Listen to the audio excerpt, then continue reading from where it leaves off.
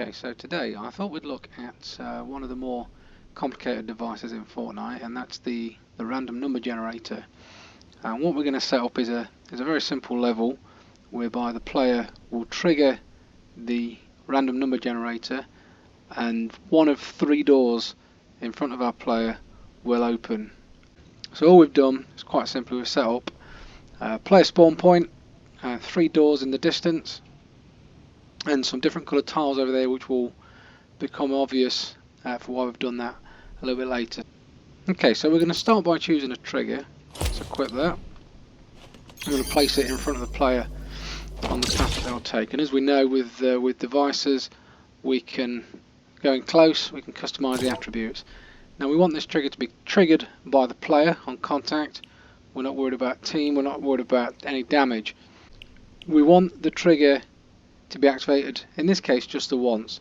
The player will pass over it, it will send a signal a single time to our random number generator, and one of the three doors will open. We don't want a particular delay. Let's have it silent, and the trigger the VFX, trigger the visual FX, we're going to hide that as well. We're also going to hide the trigger itself, we don't want it visible, we don't want any damage or anything like that. Now what we do want is when it's triggered, we want to transmit a signal, and we're going to choose channel 10. Again, we can use any channel we want, there are 75 available channels, but in this case we're going to use channel 10. And you'll see we've changed to channel 10 and it updates it on the little LCD screen there. Okay, so now what we need to do is set the doors up. Now from previous videos we have used the lock device, which again, as you remember, attach this device to a wall section with a door, and it'll allow the wall to be opened or locked via receivers and triggers. So we've got three of those. Just going to place those down. Okay, and as we remember with the door lock devices, if it shows red, which all three are, that means they're positioned incorrectly. So the triggers don't know which door they're associated to. So we just need to pick that up, take it close to the door, and you'll see that it turns blue. And when it turns blue, that means it knows which door it's associated with, and that blue means that it's set correctly. So let's do that to the other two. There we go.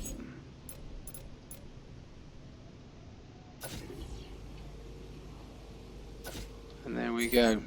So we've got three lock devices attached to our doors. Okay, so we've got our three door locks attached to the doors correctly, and they show in blue. So if we go in close, hold X, customize, a lot of the defaults we can leave. The initial door position, we want it closed. In this case we want to hide the door lock devices. We can choose colour if we want. Crucially, we want the door to start in the locked state. We don't want the player to be able to go through a door of their choice. We want the random number generator to choose which doors opened. Now these are the key ones.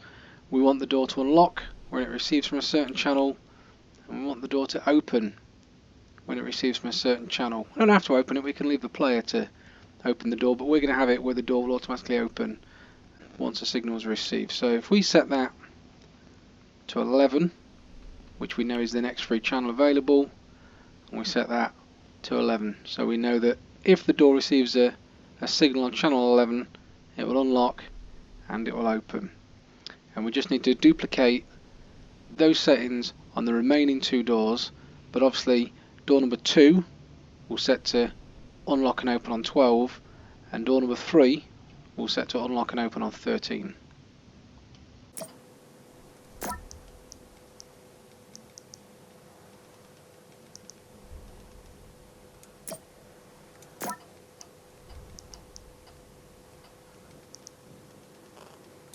So there we go, we've got three doors, all which start the game locked, but each one will open when it receives a signal on a respective channel, be it 11, 12 or 13. Okay, so we've got a door set up. we're now going to put the random number generator in our level and link it to the doors. So if we go into the gallery, choose the random number generator. If we come down here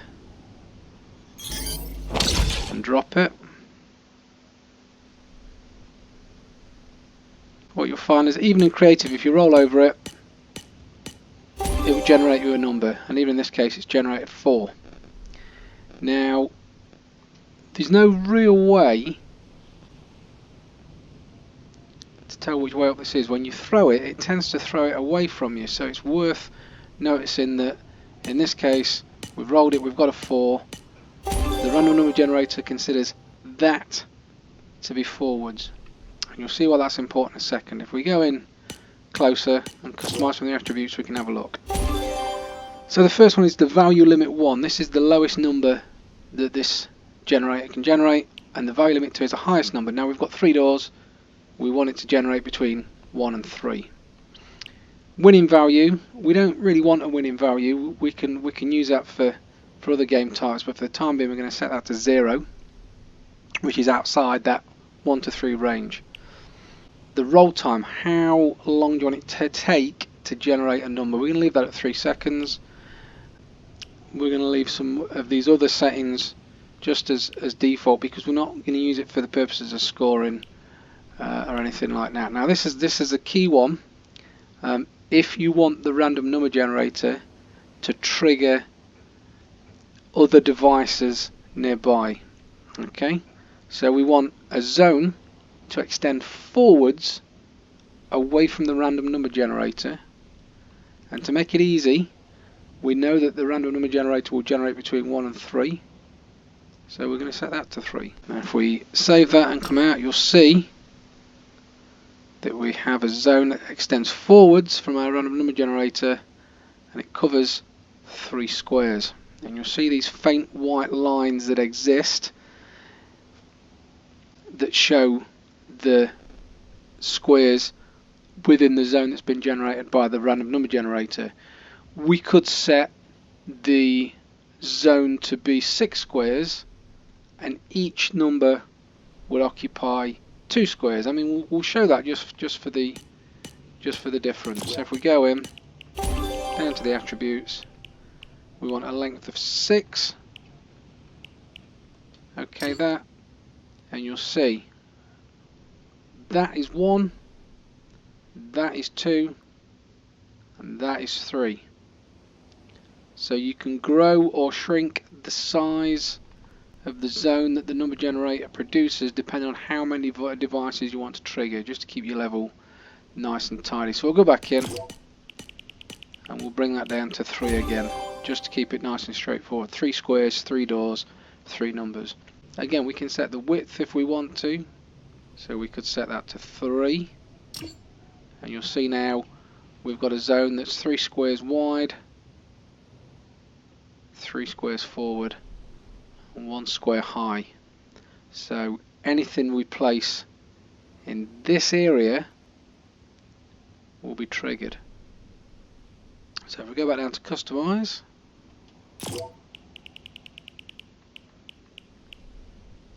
do we want it to play an audio clip, a bit of noise? We're going to turn that off.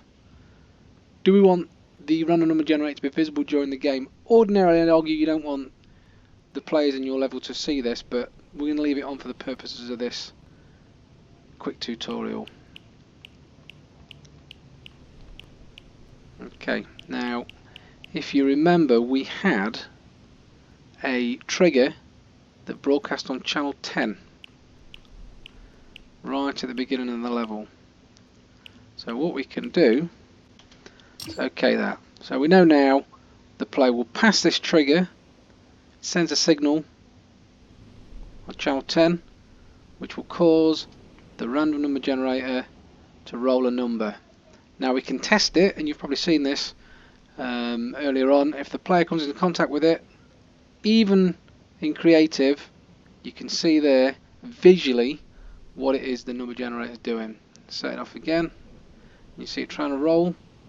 It's rolled as a 3.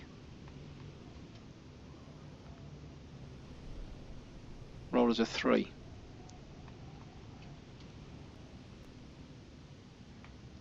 Roll as a 2. Now what that means is anything that we place in any one of these 3 distinct areas will be triggered once the random number generator is finished generating.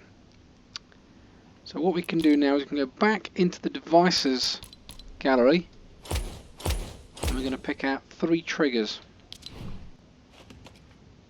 We're going to place one there, one there, one there. So we know that we've got one trigger in each zone of the random number generator, and we'll link those to the openers on the doors. So let's go into the first one, change the attributes.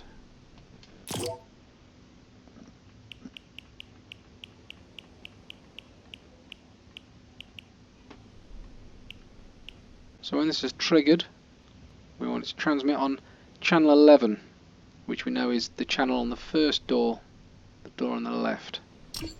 See, it's changed to 11. This one, when triggered, transmit on 12. When triggered, transmit on 13.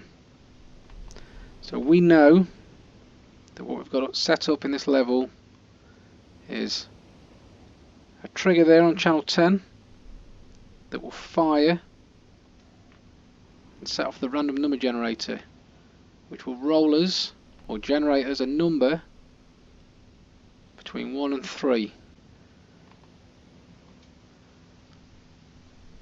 And once the zone is activated and the trigger is hit, the corresponding door will open. Now there's only so much testing that will work during creative. We've got to go in and test our game and see what happens, so let's do that now.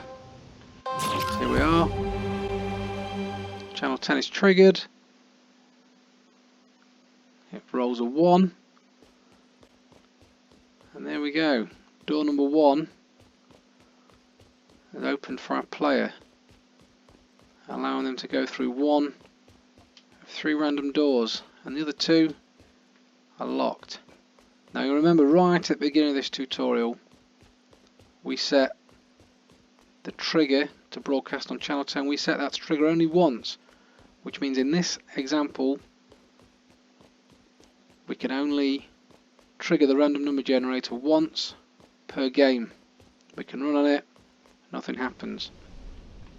So what we've done is we've created a player trigger on channel 10 which will broadcast a signal over to our number generator. The number generator will highlight one of the 3 fields and thereby triggering one of our 3 triggers on one of the 3 channels, which are then picked up by one of the doors in our level. One of the doors will open and the player can go through. Now this is an ideal example of if you wanted a section of your creative level to fork or to branch, and perhaps you wanted different rewards in different paths, or you could have a weapon in one or a monster in the other, or a trap in the third. It's up to you, but it's an ideal way of using that random number generator to generate something different each time a player runs through your level. Obviously when it comes to creating your final level, you could always hide the random number generator, or you can enclose the mechanics of it away from where the players would see it when running through your level. This has just been left open as an example so we can help visualize how it works. So hopefully it's been some use, and hopefully you'll be able to put this to good use in your creative levels. Thank you everyone for watching.